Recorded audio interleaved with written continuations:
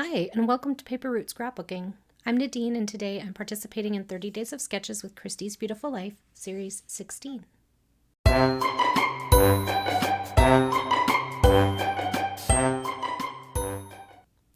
Hello everyone, and welcome back to my channel. Today I am wrapping up 30 Days of Sketches, finally.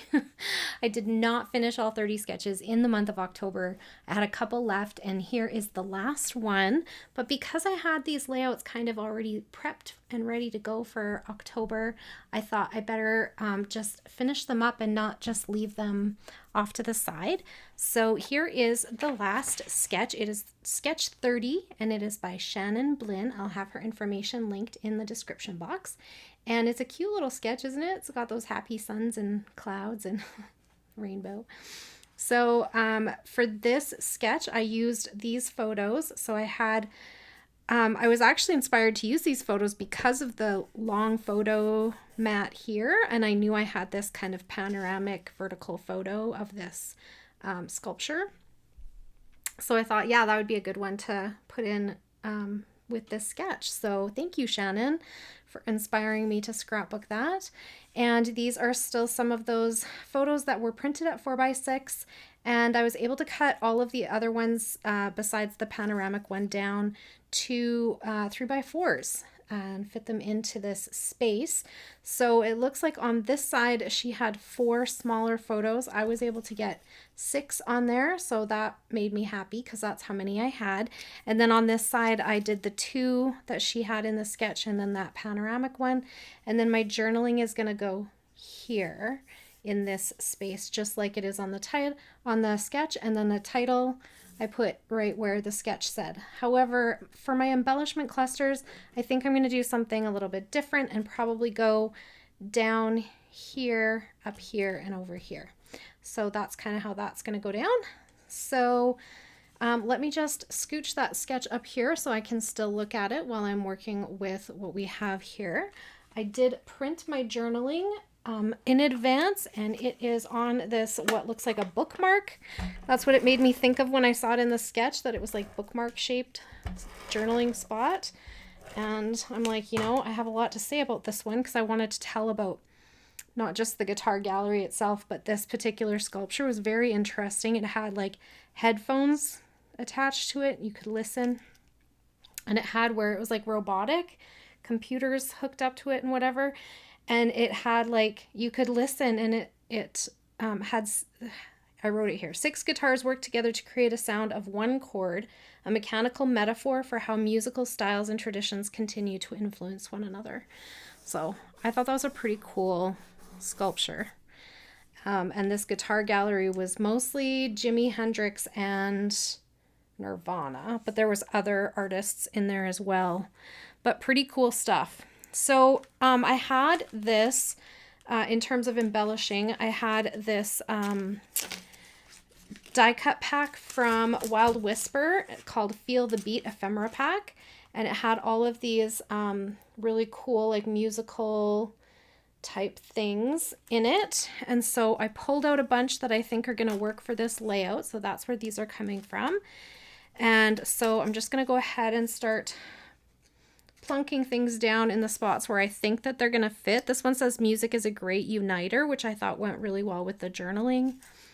And I thought I'd put a guitar over here, this guitar handle, and then I thought this rock on would be kind of cute up here. And that way I have, and then I thought this music piece would go down here. So then I have 3 spots. I have this kind of like rainbow ombre thing happening in all 3 spots. And then they had these smaller like musical notes and stuff in the ephemera pack. So I'm going to try to put one of those in each spot as well. And then they had these little like ticket things. So I grabbed one for each spot.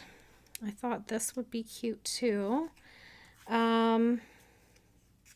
And this is the ticket that I picked for up here because it was kind of more vertical-ish. So I thought that would fit better in that space. This one, I thought I would put like one of those, maybe one of those, and then maybe one over here. Okay, so that's kind of where I was at with that. Now I also have these wood veneer pieces, and all of these are musical notes and whatnot. So I thought maybe I could get something from here in each of those clusters as well. And I kind of like these ones. What are these called? It's been a while since I took music. Half notes? No. These are, they're sixteenths or something like that, right? Eighth? I can't remember. It's all fractions. But it's been a while, so I don't remember. Anyway, they're cute, and I think they fit in each one of those spots. And then instead of enamel shapes, I'm going to do these little gear pieces in each spot. And I have 9 of them, so I thought that I just like the metallic look of them, and